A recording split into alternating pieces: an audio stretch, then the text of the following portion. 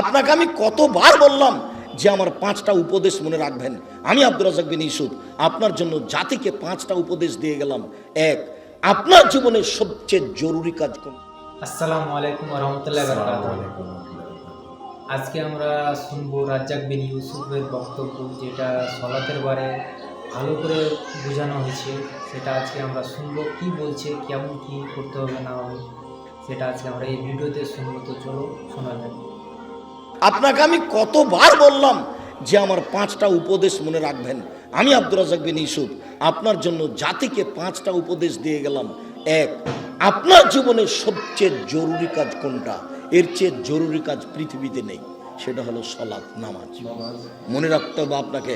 পৃথিবীবাসী, আমি আব্দুর রাজ্জাক বিন ইউসুফ আপনাদের দ্বীনি ভাই হিসাবে মহিলা পুরুষ সকলকে বলে যাচ্ছি, মানুষের জীবনের সবচেয়ে জরুরি কাজ পৃথিবীতে কাজ হিসাবে, কর্ম হিসাবে, এর চেয়ে জরুরি কাজ পৃথিবীতে নাই।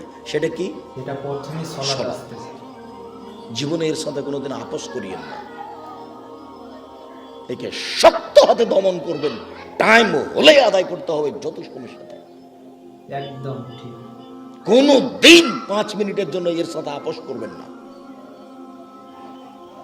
এর চেয়ে জরুরি কাজ পৃথিবীতে নেই।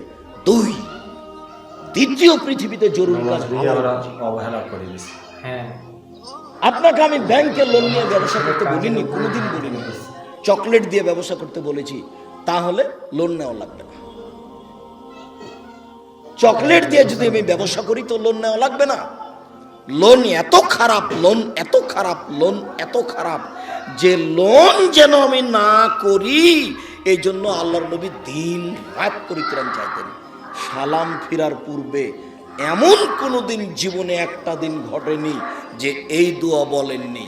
দোয়ার শেষ বাক্যটা হচ্ছে আল্লাহুম্মা ইন্নী আউযু বিকা মিনাল মাগসামি ওয়াল মাগরাম। তোমার কাছে বাঁচতে চাই বড় পাপ হতে, তোমার কাছে বাঁচতে চাই ঋণ কর্য হতে, তোমার কাছে বাঁচতে চাই বড় পাপ হতে, তোমার কাছে বাঁচতে চাই ঋণ কর্য হতে, তোমার কাছে বাঁচতে চাই বড় পাপ হতে, তোমার কাছে বাঁচতে চাই ঋণ কর্য হতে। এই বাক্যটা না বলে তিনি কোনোদিন সালাম ফিরেননি। এ কথা আয়েশা রাদিয়াল্লাহু তাআলা আনহা বলেন, হাদিস বুখারী মুসলিম। এখন তো বাড়ি বাড়ি লোন, সবাই লোন নিচ্ছে। আর আপনি ব্যাংকে চাকরি করেন, এটাই খারাপ। লোন ছাড়া তো আবার আপনি 30 ব্যবসা লাখ করে টাকা না। লোন নিয়ে বাড়ি করলেন, ছেলে মেয়ের জন্য রেখে চলে গেলেন, আর জাহান্নামার যা মরার সাথে সাথে আপনাকে কবরে গুতাইতে লাগলো। আপনি একটু কিছুই বুঝলেন না, হুঁচলার মতো দিন কাটাচ্ছেন। চাপানি ওইনের ভাষাতে যে বুদ্ধি দিয়ে কাজ করে না, ওকে বলে হুঁচলা, মোটা বুদ্ধি। একটু বিবেচনা করতে হবে না?